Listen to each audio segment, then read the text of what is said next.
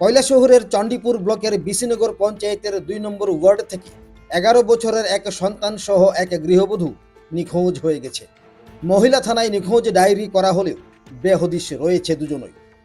জানা গেছে, চণ্ডীপুরের বীরচন্দ্রনগর পঞ্চায়েতের ২ নম্বর ওয়ার্ড বাগুয়ারপাড়া এলাকার বাসিন্দা নীলকান্ত সিনহা কর্মসূত্রে বেঙ্গালুরু অবস্থান করছেন প্রায় ৬ মাস যাবৎ। বাড়িতে রেখে গেছেন ১১ বছরের পুত্র সৌরভ সিনহা সহ ২৭ বছরের স্ত্রী বিমলা সিনহাকে। ১৬ জুলাই রথযাত্রার দিন সকাল প্রায় ১০টায় ওই মহিলা বিমলা সিনহা তার ছেলেকে নিয়ে বেরিয়ে পড়েন। অতঃপর তারা বেপাত্তা হয়ে যান। খবর পৌঁছায় বেঙ্গালুরু।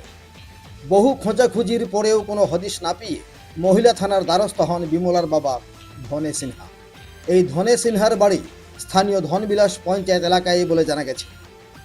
কেউ যদি উক্ত বিমলা সিনহা বা তার ছেলে সৌরভ সিনহার কোনো হদিশ পান, তাহলে নিকটবর্তী থানার সাথে যোগাযোগ করতে অনুরোধ জানানো হয়েছে। নিজস্ব প্রতিনিধির রিপোর্ট, ত্রিপুরা পাইওনিয়ার।